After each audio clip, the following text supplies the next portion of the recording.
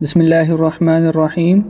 معزز ناظرین، میرا نام عدنان ہے اور سیرت النبی صلی اللہ علیہ وآلہ وسلم کی 5ویں قسط میں آپ کو خوش آمدید کہتا ہوں۔ ناظرین، اگر آپ نے سیرت النبی کی پہلی 4 ویڈیوز نہیں دیکھی تو پہلے ان کو دیکھ لیں تاکہ آپ کو آپ صلی اللہ علیہ وآلہ وسلم کے آنے سے پہلے عرب کے حالات اور آپ صلی اللہ علیہ وآلہ وسلم کی پیدائش کے بارے میں پتہ چل سکے، اور ان ویڈیوز کو آپ اس ویڈیو کی ڈسکرپشن میں موجود لنک پر کلک کر کے دیکھ سکتے ہیں۔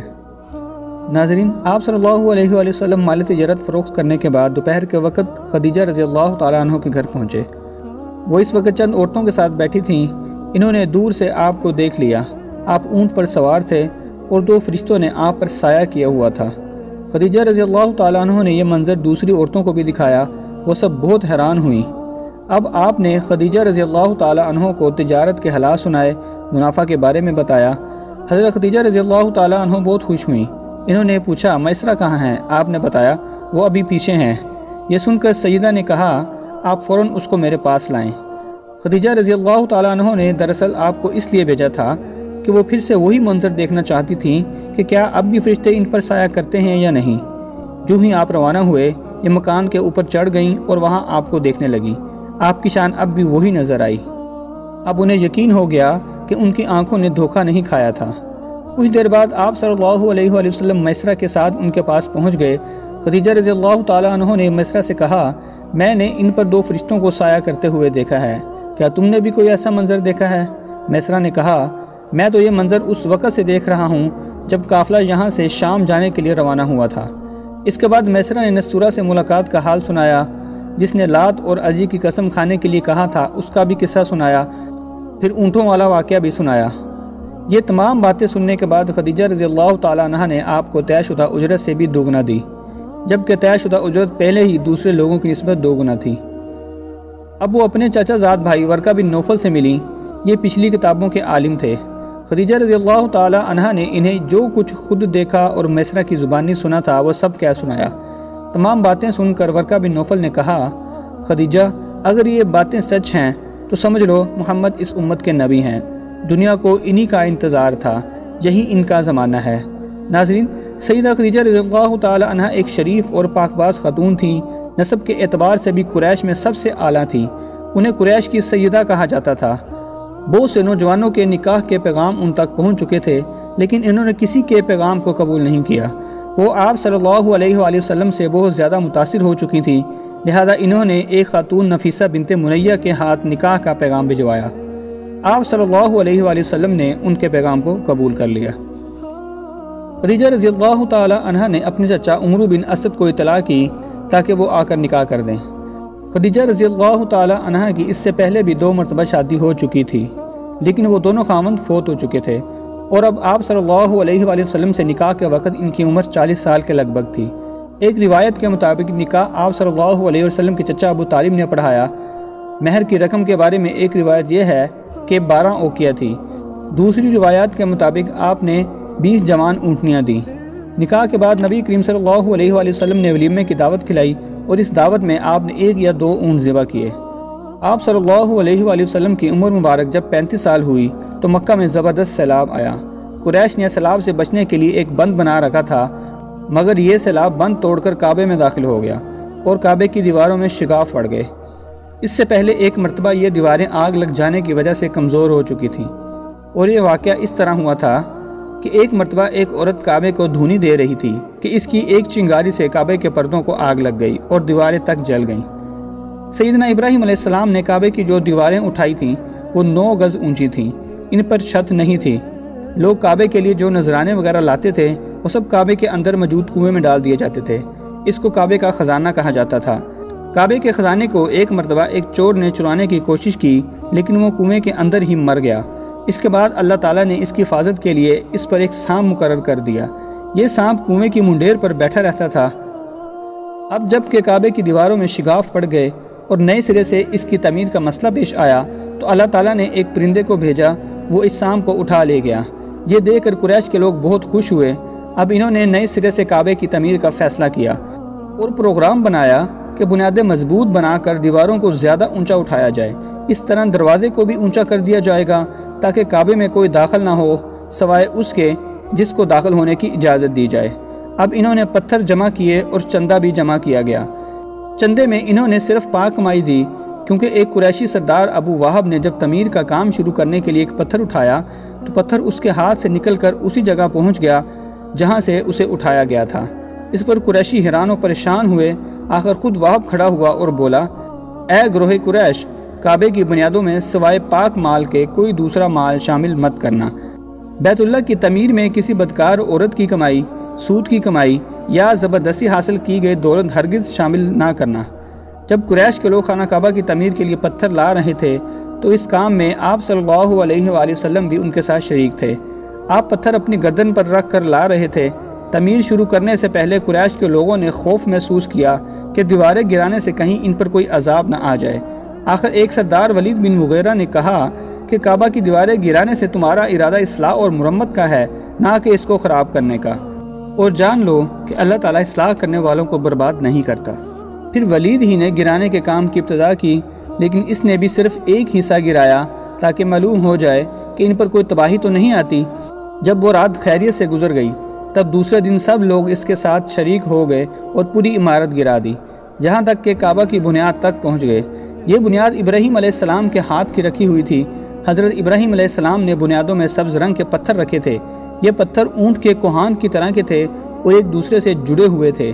ان لوگوں کے لیے ان کو توڑنا بہت مشکل کام ثابت ہوا۔ دائیں کونے کے نیچے سے قریش کو ایک تحریر ملی۔ وہ تحریر سریانی زبان میں لکھی ہوئی تھی۔ انہیں سریانی زبان نہیں آتی تھی۔ آخر ایک یہودی کو تلاش کر کے لایا گیا۔ اس نے وہ تحریر پڑھ کر انہیں سنائی۔ تحریر یہ تھی کہ میں اللہ ہوں، مکہ کا مالک، جس کو میں نے اس دن پیدا کیا جس دن میں نے آسمانوں اور زمین کو پیدا کیا، جس دن میں نے سورج اور چاند بنائے۔ میں نے مکہ کو 7 فرشتوں کے ذریعے گھیر دیا۔ اس کی عظمت اس وقت تک ختم نہیں ہوگی جب تک اس کے دونوں طرف پہاڑ موجود ہیں۔ ناظرین، ان پہاڑوں سے مراد ایک تو ابو قیس پہاڑ ہے جو کہ صفا پہاڑی کے سامنے ہے، اور دوسرا کیعان پہاڑ ہے جس کا رخ ابو قیس پہاڑ کی طرف ہے۔ دوسری تحریر مقام ابراہیم سے ملی، جس میں لکھا تھا کہ مکہ اللہ تعالیٰ کا محترم اور معظم شہر ہے۔ اس کا رزق 3 راستوں سے اس میں آتا ہے۔ یہاں 3 راستوں سے مراد قریش کے 3 تجارتی راستے ہیں۔ ان راستوں سے قافلے آتے جاتے تھے۔ اور تیسری تحریر کعبے کے اندر پتھر پر کھدی ہوئی ملی، جس میں لکھا تھا کہ جو بھلائی بوئے گا لوگ اس پر رشک کریں گے، یعنی اس جیسا بننے کی کوشش کریں گے، اور جو شخص رسوائی بوئے گا وہ رسوائی اور ندامت پائے گا۔ تم برائی کر کے بھلائی کی آس لگاتے ہو، یہ بالکل اس طرح ہے جیسے کانٹے دار درخت میں کوئی انگور تلاش کرے۔ ناظرین، کعبے کی تعمیر کے لیے چھت اور دیواروں میں لکڑی کی بھی ضرورت تھی۔ لکڑی کا مسئلہ اس طرح حل ہوا کہ ایک جہاز عرب کے ساحل سے آ کر ٹکرا گیا۔ آج اس مقام کو جدہ کا ساحل کہا جاتا ہے۔ یہ پہلے مکہ کا ساحل کہلاتا تھا۔ ساحل سے ٹکرا کر جہاز ٹوٹ گیا۔ وہ جہاز کسی رومی تاجر کا تھا۔ اس جہاز میں شاہ روم کے لیے سنگ مرمر، لکڑی اور لوہے کا سامان لے جایا جا رہا تھا۔ قریش کے لوگوں نے ان سے لکڑی خرید لی۔ آخر خانہ کعبہ کی تعمیر کا کام حجر اسود تک پہنچ گیا۔ اب یہاں ایک نیا مسئلہ یہ پیدا ہوا کہ حجر اسود کو اٹھا کر کون اسے اس کی جگہ پر رکھے گا۔ ہر قبیلہ یہ فضیلت حاصل کرنا چاہتا تھا۔ یہ جھگڑا اس حد تک بڑھا کہ مرنے مارنے تک نوبت آ گئی۔ قبیلہ عبدالدار نے تو قبیلہ عدی کے ساتھ مل کر ایک برتن میں خون بھرا اور اس میں اپنے ہاتھ ڈبو کر کہا، حجر اسود تو ہم ہی رکھیں گے۔ اس طرح دوسرے قبیلے بھی اڑ گئے۔ تلواریں نیاموں سے نکل آئیں۔ آخر سب بیت اللہ میں جمع ہوئے۔ ان لوگوں میں سب سے زیادہ عمر والا ایک حذیفہ نامی شخص تھا۔ یہ ام المومنین سیدہ ام سلمہ رضی اللہ تعالی عنہا کا باپ تھا اور قریش کے انتہائی شریف لوگوں میں سے تھا۔ اس جھگڑے کو ختم کرنے کے لیے اس نے ایک حل پیش کیا۔ اس نے سب سے کہا، اے قریش کے لوگوں، تم یوں کرو کہ حرم کے صفا نامی دروازے سے جو شخص سب سے پہلے داخل ہو اس سے فیصلہ کرا لو، اور وہ جو فیصلہ کرے سب اس کو مان لیں۔ یہ تجویز سب نے مان لی۔ آج اس دروازے کو باب الاسلام کہا جاتا ہے۔ یہ دروازہ رکن یمنی اور رکن اسود کے درمیانی حصے کے سامنے ہے۔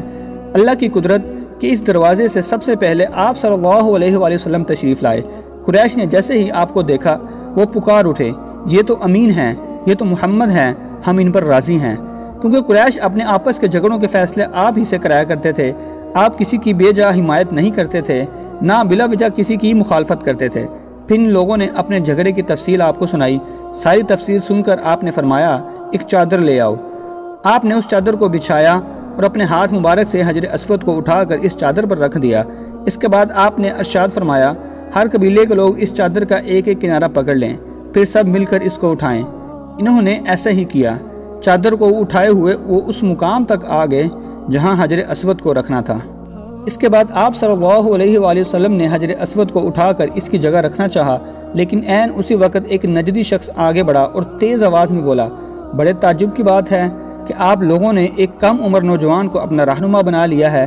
یاد رکھو، یہ شخص سب کو گروہوں میں تقسیم کر دے گا، تم لوگوں کو پارا پارا کر دے گا۔ قریب ہی تھا کہ لوگوں میں اس کی باتوں سے ایک بار پھر جھگڑا ہو جائے، لیکن پھر خود ہی انہوں نے محسوس کر لیا کہ آپ صلی اللہ علیہ وآلہ وسلم نے جو فیصلہ کیا ہے وہ لڑائی کو ختم کرنے والا ہے۔ چنانچہ حجر اسود کو آپ صلی اللہ علیہ وآلہ وسلم نے اپنے مبارک ہاتھوں سے اس کی جگہ پر رکھ دیا۔ مورخوں نے لکھا ہے کہ یہ نجدی شخص دراصل ابلیس تھا جو اس وقت انسانی شکل میں آیا تھا۔ جب کعبے کی تعمیر مکمل ہو گئی تو قریش نے اپنے بتوں کو پھر سے اس میں سجا دیا۔ ناظرین، سب سے پہلے کعبے کو فرشتوں نے بنایا تھا۔ بعض صحابہ کرام فرماتے ہیں کہ زمین و آسمان کو پیدا کرنے سے پہلے اللہ کا عرش پانی کے اوپر تھا۔ جب عرش میں حرکت ہوئی تو اس پر یہ کلمہ لکھا گیا، لا الہ الا اللہ محمد رسول اللہ، یعنی اللہ کے سوا کوئی معبود نہیں، محمد اللہ کے رسول ہیں۔ اس کلمے کے لکھے جانے کے بعد عرش رک گیا۔ پھر جب اللہ نے آسمانوں اور زمین کو پیدا کرنے کا ارادہ فرمایا تو اس نے پانی پر ہوا کو بھیجا جس سے بھاپ اٹھنے لگی، جس سے اللہ تعالیٰ نے آسمان کو پیدا فرمایا۔ پھر اللہ نے کعبہ کی جگہ سے پانی کو ہٹا دیا اور جگہ خشک ہو گئی۔ چنانچہ یہی بیت اللہ کی جگہ ساری زمین کی اصل ہے اور اس کا مرکز ہے، اور یہی خشکی بڑھتے بڑھتے 7 براعظم بن گئی۔ جب زمین ظاہر ہو گئی تو اس پر پہاڑ قائم کیے گئے۔ زمین پر سب سے پہلا پہاڑ ابو قیس ہے۔ پھر اللہ تعالیٰ نے فرشتوں کو حکم فرمایا کہ زمین پر میرے نام کا ایک گھر بناؤ تاکہ آدم کی اولاد اس گھر کے ذریعے میری پناہ مانگے۔ انسان اس گھر کا طواف کریں جس طرح تم نے میرے عرش کے گرد طواف کیا ہے تاکہ میں ان سے راضی ہو جاؤں۔ پھر اس کے بعد آدم علیہ السلام نے خانہ کعبہ کی تعمیر کی۔ اس کے بعد حضرت ابراہیم علیہ السلام نے کی۔ اس طرح قریش کے ہاتھوں یہ تعمیر چوتھی بار ہوئی تھی۔ حضور اکرم صلی اللہ علیہ وآلہ وسلم کی عمر مبارک 40 سال کے قریب ہوئی تو وحی کے آثار شروع ہو گئے۔ اس سلسلے میں سب سے پہلے آپ کو سچے خواب دکھائی دینے لگے۔ آپ جو خواب دیکھتے وہ حقیقت بن کر سامنے آ جاتا۔ آپ صلی اللہ علیہ وآلہ وسلم کو وحی کے لیے ذہنی طور پر تیار کرنے کے لیے اللہ تعالیٰ نے فرشتے اسرافیل کو آپ کا ہمدم بنا دیا۔ آپ ان کی موجودگی کو محسوس تو کرتے تھے مگر وہ دکھائی نہیں دیتے تھے۔ اس طرح آپ کو نبوت کی خوشخبریاں دی جاتی رہیں اور آپ کو وحی کے لیے تیار کیا جاتا رہا۔ اللہ تعالیٰ نے آپ کے دل میں تنہائی کا شوق پیدا فرما دیا۔ آپ غار ہرا میں چلے جاتے اور وہاں مسلسل کئی راتیں گزارتے اور اللہ کی عبادت کرتے۔ پھر آخرکار وہ رات آ گئی جب اللہ تعالیٰ نے آپ کو نبوت اور رسالت عطا فرما دی۔ وہ ربیع الاول کا مہینہ تھا اور تاریخ 17 تھی۔ بعض علماء نے یہ لکھا ہے کہ وہ رمضان کا مہینہ تھا کیونکہ قرآن رمضان میں نازل ہونا شروع ہوا تھا، اور یہ پہلا موقع تھا جب جبرائیل علیہ السلام وحی لے کر آپ کی خدمت میں حاضر ہوئے۔ اس سے پہلے وہ آپ کے پاس نہیں آئے تھے۔ جس صبح جبرائیل علیہ السلام وحی لے کر آئے وہ پیر کی صبح تھی اور آپ اس وقت نیند میں تھے۔ جبرائیل علیہ السلام کے ہاتھ میں ایک ریشمی کپڑا تھا اور اس کپڑے میں ایک کتاب تھی۔ انہوں نے آتے ہی کہا، اقرا، یعنی پڑھیے۔ آپ نے فرمایا، میں پڑھنا نہیں جانتا۔ اس پر جبرائیل علیہ السلام نے آپ کو سینے سے لگا کر دبایا۔ آپ فرماتے ہیں انہوں نے مجھے اس زور سے دبایا کہ مجھے موت کا گمان ہونے لگا۔ اس کے بعد انہوں نے مجھے چھوڑ دیا، پھر کہا، پڑھیے، یعنی جو میں کہوں وہ پڑھیے۔ اس پر آپ نے فرمایا، میں کیا پڑھوں؟ تب جبرائیل علیہ السلام نے سورہ الگ کی پہلی 5 آیات پڑھیں۔ آپ فرماتے ہیں میں نے ان آیتوں کو اسی طرح پڑھ دیا۔ جس کے بعد وہ فرشتہ میرے پاس سے چلا گیا۔ ایسا لگتا تھا گویا میرے دل میں ایک تحریر لکھ دی گئی ہو، یعنی یہ کلمات مجھے زبانی یاد ہو گئے۔ اس کے بعد آپ گھر تشریف لائے اور آپ نے جو کچھ ہوا تھا سب سیدہ خدیجہ رضی اللہ تعالی عنہ سے بیان فرمایا۔ یہ سن کر سیدہ خدیجہ نے فرمایا، آپ کو خوشخبری ہو، آپ یقین کیجئے، قسم ہے اس ذات کی جس کے قبضے میں میری جان ہے، آپ اس امت کے نبی ہوں گے۔ پھر سیدہ خدیجہ رضی اللہ تعالی عنہ آپ کو اپنے چچا زاد بھائی ورقہ بن نوفل کے پاس لے گئیں۔ غور والا سارا واقعہ انہیں سنایا۔ ساری بات سن کر انہوں نے کہا کہ خدیجہ، اگر تم سچ کہہ رہی ہو تو اس میں کوئی شک نہیں کہ ان کے پاس وہی ناموس اکبر یعنی جبرائیل آئے تھے جو موسیٰ علیہ السلام کے پاس آیا کرتے تھے۔ محمد اس امت کے نبی ہیں۔ ورقہ بن نوفل نے آپ کے سر کو بوسہ دیا اور پھر کہا کہ کاش میں اس وقت تک زندہ رہتا جب آپ لوگوں کو اللہ کی طرف دعوت دیں گے، میں آپ کی مدد کرتا اس عظیم کام میں۔ کاش میں اس وقت تک زندہ رہوں جب آپ کی قوم آپ کو جھٹلائے گی، آپ کو تکلیف پہنچائے گی، آپ کے ساتھ جنگیں لڑی جائیں گی اور آپ کو یہاں سے نکال دیا جائے گا۔ اگر میں اس وقت تک زندہ رہا تو آپ کا ساتھ دوں گا، اللہ کے دین کی حمایت کروں گا۔ آپ یہ سن کر حیران ہوئے اور فرمایا، میری قوم مجھے وطن سے نکال دے گی؟ جواب میں ورقہ نے کہا ہاں، اس لیے کہ جو چیز آپ لے کر آئے ہیں اسے جو بھی لے کر آیا اس پر ظلم ڈھائے گئے۔ ورقہ نے حضرت خدیجہ رضی اللہ تعالیٰ عنہ سے یہ بھی کہا تمہارے خاوند بے شک سچے ہیں، یہ باتیں نبوت کی ابتدا ہے اور یہ اس امت کے نبی ہیں۔ لیکن اس کے کچھ ہی مدت بعد ورقہ بن نوفل انتقال کر گئے، انہیں حجون کے مقام پر دفن کیا گیا۔ چونکہ انہوں نے آپ کی تصدیق کی تھی اس لیے آپ صلی اللہ علیہ وآلہ وسلم نے ان کے بارے میں فرمایا کہ میں نے ورقہ کو جنت میں دیکھا ہے، ان کے جسم پر سرخ لباس تھا۔ اس کے بعد کافی مدت تک جبرائیل علیہ السلام آپ کے سامنے نہیں آئے۔ درمیان میں جو وقفہ ڈالا گیا اس میں اللہ تعالیٰ کی یہ حکمت تھی کہ آپ کے دل پر جبرائیل علیہ السلام کو دیکھ کر جو خوف پیدا ہو گیا تھا اس کا اثر زائل ہو جائے اور ان کے نہ آنے کی وجہ سے آپ کے دل میں وحی کا شوق پیدا ہو جائے۔ چنانچہ ایسا ہی ہوا، وحی کا سلسلہ رک جانے کے بعد آپ کو صدمہ لگا۔ کئی بار آپ پہاڑوں کی چوٹیوں پر چڑھ گئے تاکہ خود کو وہاں سے گرا کر ختم کر دیں، لیکن جب بھی آپ ایسا کرنے کی کوشش کرتے جبرائیل علیہ السلام آپ کو پکارتے اے محمد آپ حقیقت میں اللہ کے رسول ہیں۔ یہ کلمات سن کر آپ سکون محسوس کرتے، لیکن جب پھر وحی کا وقفہ کچھ اور گزر جاتا تو آپ بے قرار ہو جاتے اور اسی طرح پہاڑ کی چوٹی پر چڑھ جاتے۔ چنانچہ پھر جبرائیل علیہ السلام آ جاتے اور آپ کو تسلی دیتے۔ آخر دوبارہ وحی کا سلسلہ شروع ہو گیا اور سورہ مدثر کی پہلی 3 آیات اتری جس میں آپ کو نبوت کے ساتھ تبلیغ کا بھی حکم دیا گیا۔ ابن اسحاق لکھتے ہیں کہ سیدہ خدیجہ رضی اللہ تعالیٰ عنہ پہلی خاتون ہیں جو اللہ اور اس کے رسول پر ایمان لائیں۔ خدیجہ رضی اللہ تعالیٰ عنہ کے بعد دوسرے آدمی حضرت ابو بکر صدیق رضی اللہ تعالیٰ عنہ ہیں جو آپ کے پرانے دوست تھے۔ انہوں نے آپ کی زبان سے نبوت ملنے کا ذکر سنتے ہی فوراً آپ کی تصدیق کی اور ایمان لے آئے۔ بچوں میں سیدنا علی المرتضیٰ رضی اللہ تعالیٰ عنہ ہیں جو آپ پر ایمان لائے، اور ان کے ایمان لانے کا واقعہ کچھ اس طرح ہے کہ ایک دن آپ صلی اللہ علیہ وآلہ وسلم کے پاس تشریف لائے۔ اس وقت آپ خدیجہ رضی اللہ تعالیٰ عنہ کے ساتھ چھپ کر نماز پڑھ رہے تھے۔ انہوں نے پوچھا کہ یہ آپ کیا کر رہے ہیں؟ آپ صلی اللہ علیہ وآلہ وسلم نے ارشاد فرمایا یہ وہ دین ہے جس کو اللہ نے اپنے لیے پسند فرمایا اور اس کے لیے اللہ نے پیغمبر بھیجے۔ میں تمہیں بھی اللہ کی طرف بلاتا ہوں اور لات اور عزا کی عبادت سے روکتا ہوں۔ حضرت علی نے یہ سن کر عرض کیا یہ ایک نئی بات ہے، اس کے بارے میں نے آج سے پہلے کبھی نہیں سنا، اس لیے میں اپنے بارے میں ابھی کچھ نہیں کہہ سکتا، میں اپنے والد سے مشورہ کر لوں۔ ان کا جواب سن کر آپ نے ارشاد فرمایا علی اگر تم مسلمان نہیں ہوتے تو بھی اس بات کو چھپائے رکھنا۔ حضرت علی رضی اللہ تعالیٰ عنہ رات بھر سوچتے رہے، آخر اللہ تعالیٰ نے انہیں ہدایت عطا فرمائی، سویرے آپ کی خدمت میں حاضر ہوئے اور مسلمان ہو گئے۔ علماء کرام نے لکھا ہے کہ اس وقت حضرت علی رضی اللہ تعالیٰ عنہ کی عمر 8 سال کے قریب تھی۔ اس سے پہلے بھی انہوں نے کبھی بتوں کی پوجا نہیں کی تھی، یہ بچپن ہی سے نبی کریم صلی اللہ علیہ وآلہ وسلم کے ساتھ رہتے تھے، لیکن احتیاط کے باوجود بھی حضرت علی کے والد کو ان کے قبول اسلام کا علم ہو گیا، تو انہوں نے حضرت علی سے اس کے متعلق پوچھا۔ حضرت علی نے فرمایا ابا جان میں اللہ اور اس کے رسول پر ایمان لا چکا ہوں اور ان کی پیروی اختیار کر چکا ہوں۔ یہ سن کر ابو طالب نے کہا محمد صلی اللہ علیہ وآلہ وسلم تمہیں بھلائی کے سوا کسی اور دوسرے راستے پر نہیں لگائیں گے، لہذا ان کا ساتھ نہ چھوڑنا۔ ابو طالب اکثر یہ کہا کرتے تھے کہ میں جانتا ہوں میرا بھتیجا جو کہتا ہے وہ حق ہے، اگر مجھے یہ ڈر نہ ہوتا کہ قریشی عورتیں مجھے ذلیل و خوار کریں گی تو میں ضرور ان پر ایمان لے آتا۔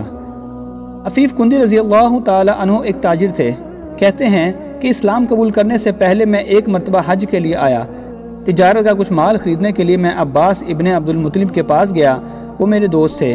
میں ان کے ساتھ منع میں بیٹھا تھا کہ ایک نوجوان آیا اور اس نے جب دیکھا کہ سورج غروب ہو چکا ہے تو وضو کیا اور کعبہ کی طرف منہ کر کے نماز پڑھنے لگا۔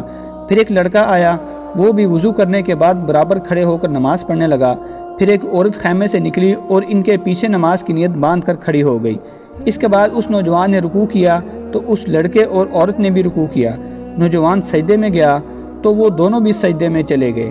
یہ منظر دیکھ کر میں نے عباس سے پوچھا کہ یہ کیا ہو رہا ہے؟ انہوں نے بتایا کہ یہ میرے بھائی عبداللہ کے بیٹے کا دین ہے، ان کا یہ دعویٰ ہے کہ اللہ تعالیٰ نے انہیں پیغمبر بنا کر بھیجا ہے۔ یہ لڑکا علی ابن طالب میرا بھتیجا ہے اور یہ عورت محمد صلی اللہ علیہ وآلہ وسلم کی بیوی خدیجہ ہیں۔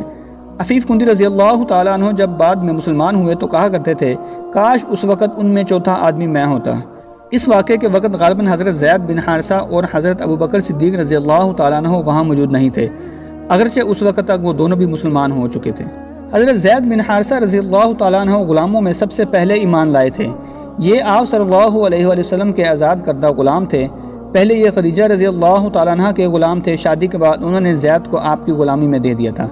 یہ غلام اس طرح بنے تھے کہ جاہلیت کے زمانے میں ان کی والدہ انہیں لیے اپنے ماں باپ کے ہاں جا رہی تھیں کہ قافلے کو لوٹ لیا گیا۔ ڈاکو ان کے بیٹے زید کو بھی لے گئے، پھر انہیں اوقاس کے میلے میں بیچنے کے لیے لایا گیا۔ ادھر خدیجہ رضی اللہ تعالی عنہ نے حکیم بن حزام کو غلام خریدنے کے لیے میلے میں بھیجا۔ اب حکیم بن حزام رضی اللہ تعالی عنہ کی پھوپھی تھی۔ حکیم بن حزام میلے میں آئے تو وہاں انہوں نے زید بن حارثہ کو بکتے دیکھا۔ اس وقت زید بن حارثہ کی عمر 8 سال تھی۔ حکیم بن حزام کو یہ اچھے لگے تو انہوں نے خرید لیا۔ شادی کے بعد خدیجہ رضی اللہ تعالیٰ عنہ نے زید کو آپ صلی اللہ علیہ وآلہ وسلم کو ہدیہ میں دے دیا تھا۔ اس طرح حضرت زید بن حارثہ آپ کے غلام بنے۔ پھر جب آپ نے اسلام کی دعوت دی تو فوراً آپ پر ایمان لے آئے۔ بعد میں آپ نے انہیں آزاد کر دیا تھا، مگر یہ عمر بھر آپ کی خدمت میں رہے۔ ان کے والد ایک مدت سے ان کی تلاش میں تھے۔ کسی نے انہیں بتایا کہ زید مکہ میں دیکھے گئے ہیں۔ ان کے والد اور چچا آپ کی خدمت میں حاضر ہوئے اور آپ کو بتایا کہ زید ان کے بیٹے ہیں۔ ساری بات سن کر آپ نے ارشاد فرمایا، تم زید سے پوچھ لو، اگر یہ تمہارے ساتھ جانا چاہیں تو مجھے کوئی اعتراض نہیں، اور یہاں میرے پاس رہنا چاہیں تو ان کی مرضی۔ زید بن حارثہ رضی اللہ تعالی عنہ سے پوچھا گیا تو انہوں نے آپ صلی اللہ علیہ وآلہ وسلم کے ساتھ رہنا پسند کیا۔ اس پر باپ نے کہا، تیرا برا ہو زید، تو آزادی کے مقابلے میں غلامی کو پسند کر رہا ہے؟ زید رضی اللہ تعالی عنہ نے کہا، ہاں، ان کے مقابلے میں میں کسی اور کو ہرگز نہیں چن سکتا۔ آپ صلی اللہ علیہ وآلہ وسلم نے حضرت زید کی یہ بات سنی تو فوراً حجر اسود کے پاس گئے اور اعلان کیا، آج سے زید میرا بیٹا ہے۔ ان کے والد اور چچا مایوس ہو گئے، تاہم آپ صلی اللہ علیہ وآلہ وسلم نے انہیں اجازت دے دی کہ وہ جب چاہیں زید سے ملنے آ سکتے ہیں۔ چنانچہ وہ ملنے کے لیے آتے رہے۔ تو یہ تھے حضرت زید بن حارثہ رضی اللہ تعالیٰ عنہ جو غلاموں میں سب سے پہلے ایمان لائے۔ حضرت زید واحد صحابی ہیں جن کا قرآن کریم میں نام لے کر ذکر کیا گیا۔ ناظرین، اس سیریز کی 5ویں ویڈیو کا اختتام یہیں پہ ہوتا ہے۔ اگر آپ نے ہمارے چینل کو سبسکرائب نہیں کیا تو اس کو سبسکرائب کر لیں اور گھنٹی والے بٹن کو دبا دیں تاکہ ہماری ہر نئی آنے والی ویڈیو کا نوٹیفیکیشن آپ کو مل سکے، اور اس ویڈیو کو اپنے سب دوستوں کے ساتھ شیئر کریں تاکہ وہ اس ویڈیو سے استفادہ حاصل کر سکیں، سیرت النبی اور آپ صلی اللہ علیہ وآلہ وسلم کی حیات مبارکہ کے بارے میں جان سکیں۔ اپنا بہت سارا خیال رکھیے، ملتے ہیں اس سیریز کی اگلی ویڈیو میں، تب تک اللہ حافظ۔